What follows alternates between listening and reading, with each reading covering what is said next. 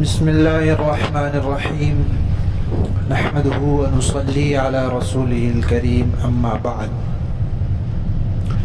پیارے پیارے بچوں، ننھے منھے پھولو، اللہ تعالیٰ آپ سب کو ہمیشہ خوش رکھے اور اللہ تعالیٰ فلسطین کے مسلمانوں کو آزادی، کامیابی اور عافیت نصیب فرمائے۔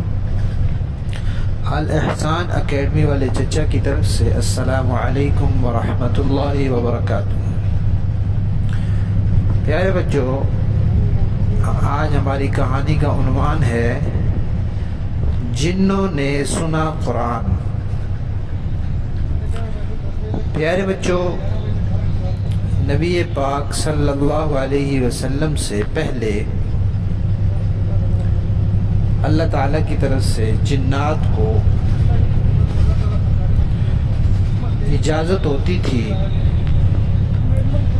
کہ وہ آسمانوں کے قریب چلے جاتے اور وہاں جو فرشتے گفتگو کرتے، باتیں کرتے، یہ جنات وہ باتیں سن لیتے۔ اللہ تبارک و تعالیٰ کی طرف سے جب کوئی حکم دیا جاتا ہے تو پھر اللہ کے حکم سے فرشتے اس کے بارے میں آپس میں بات کرتے ہیں،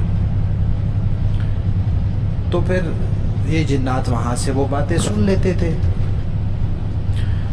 اور پھر زمین پہ کچھ انسان بھی جنات کے، شیاطین کے بندے ہوتے ہیں، یعنی ان کا کام کرتے ہیں۔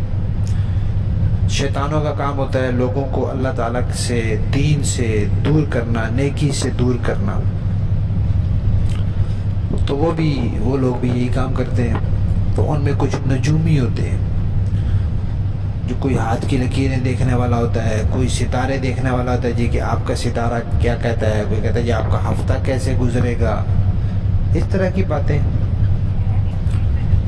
تو وہ شیاطین آسمانوں سے فرشتوں کی باتیں سن کے زمین پر آتے اور وہ جو ان کے چیلے چانٹے ہوتے تھے انسانوں میں، ان کو بتا دیتے۔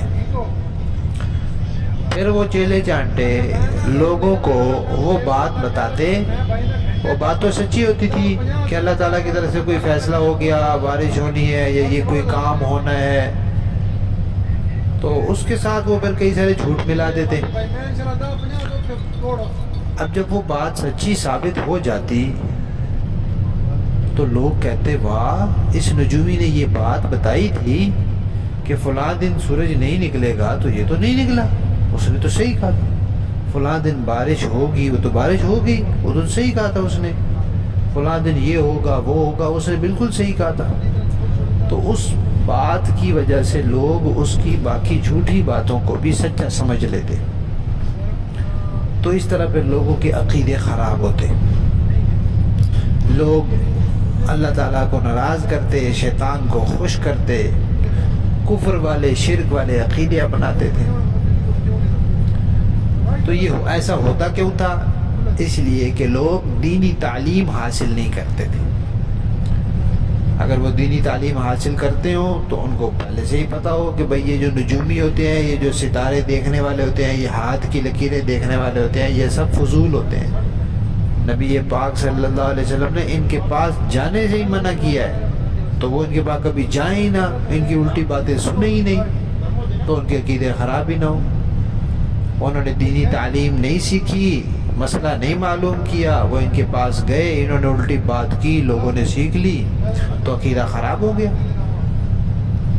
تو اس طرح جنات جاتے تھے، شیاطین جاتے تھے، فرشتوں کی باتیں سنتے تھے، وہ لا کر پہنچاتے تھے، پھر زمین پہ جو ان کے چیلے چانٹے ہوتے تھے ان کو سناتے تھے، پھر وہ لوگوں کو بتاتے اور لوگوں کا عقیدہ خراب کرتے تھے۔